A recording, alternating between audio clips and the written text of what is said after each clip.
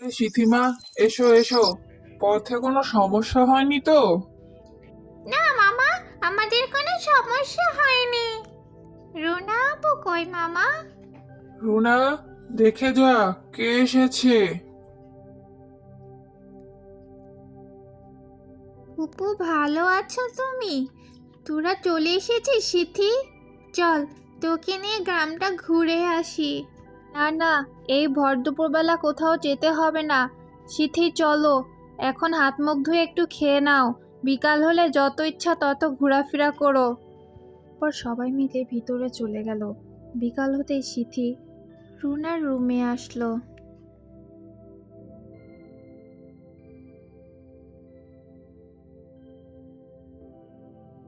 রুনা আপু, আমাকে গ্রাম ঘোরাতে নিয়ে যাবে না?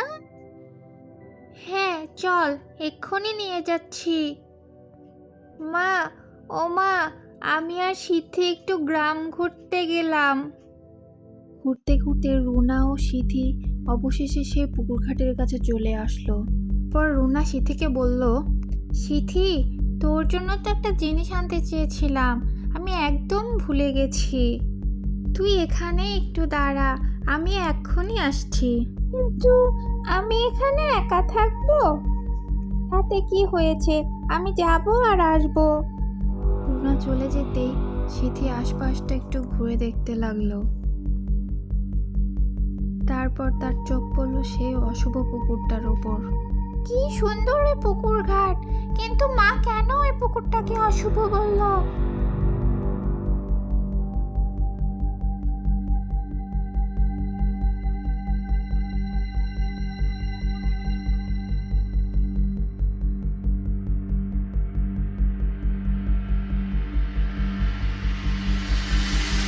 হে মেয়ে, আমাকে একটু সাহায্য করো।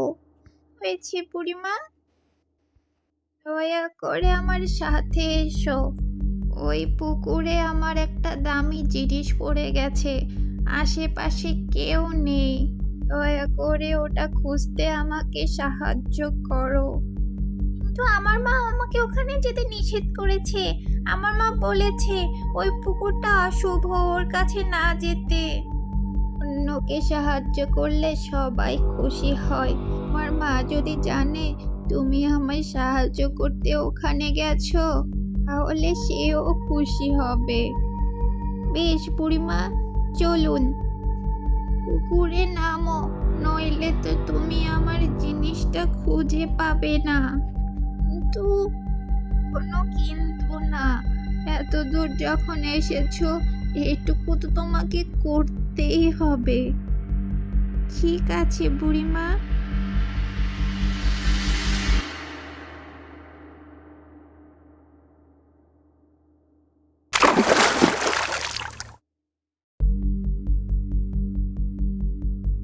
হে হে হে, কতকাল পরে একটা কচি মেয়ে পেলাম, আজ বড় আয়েশ করে খাওয়া যাবে।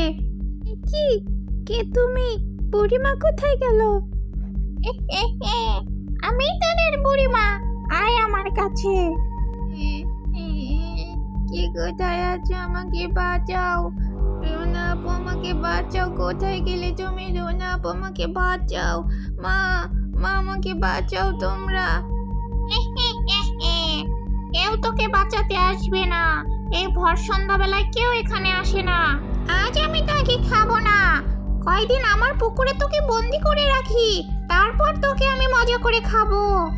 ভয় নাই, ততদিন তুই মরবি না, তুই বেঁচেই থাকবি। আমাকে ছেড়ে দাও, আমি তো তোমার কোনো ক্ষতি করিনি। তাতে কি হয়েছে, তাও তোকে আমি ছাড়বো না।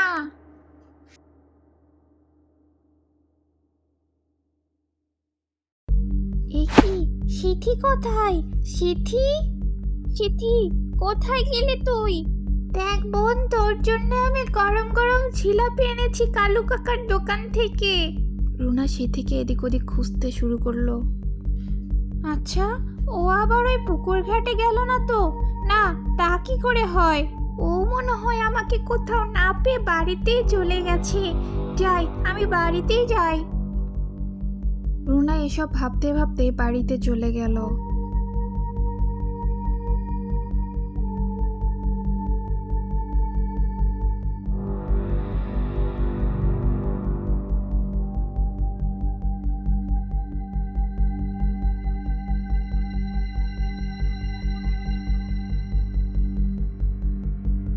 মিলি, সিথি কোথায়? তুই একা এলি যে? আমি তো ভাবলাম ও বাড়িতেই চলে এসেছে, তাই আমি বাড়িতে চলে আসলাম। সে কি কথা, ও তো তোর সাথেই গেল। কিরে মা বল, সিথিকে কোথায় রেখে এসেছিস? কিরে রুনা বল, আমার মেয়েকে তুই কোথায় ফেলে রেখে এসেছিস? ফুফু, আমি ওকে ওই পুকুরের পাশে রেখে কালু কাকার দোকানে জিলাপি আনতে গিয়েছিলাম, কিন্তু এসে দেখি ও আর ওখানে নেই। কি বলছিস তুই এসব? কেঁদো না ফুফু, আমি বুঝতে পারিনি এটুকু সময়ে এত কিছু হয়ে যাবে। বোন, কেঁদো না তুমি, তোমার ভাই আসুক। তোমার ভাই আসলে আমরা সবাই মিলে সিথিকে খুঁজে বের করব। যা সর্বনাশ করার তোমার তো মেয়ে করেই ফেলেছে, এখন আর এসব বলে কি লাভ? কুক্ষণে যে আমি এখানে এসেছিলাম, শেষমেশ কি আমার মেয়েকে হারাতে হবে? আমার জন্য যখন সিথি হারিয়েছি, ওকে আমিই খুঁজে আনবো।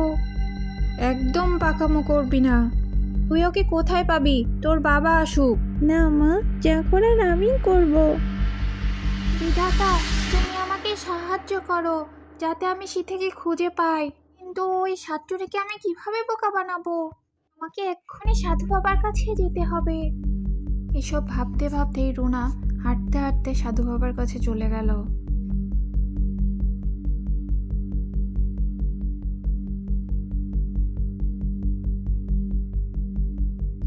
সে সাধু বাবার কাছে গিয়ে সবকিছু খুলে বলল। তুই একদম চিন্তা করিস না, তুই তোর বোনকে খুঁজে পাবি। কিন্তু কি করে?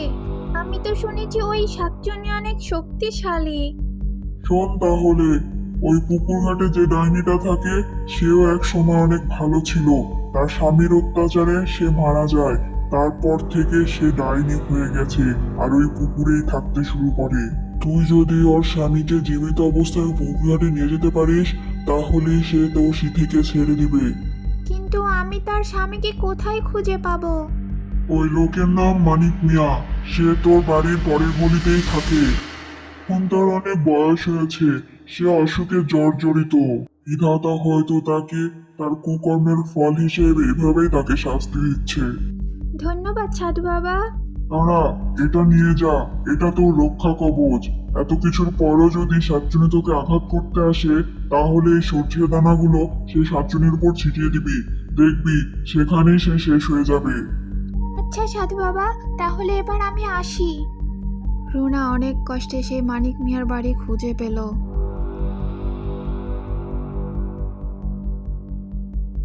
দাদু, ও দাদু, দাদু, আছো ঘরে তুমি দাদু?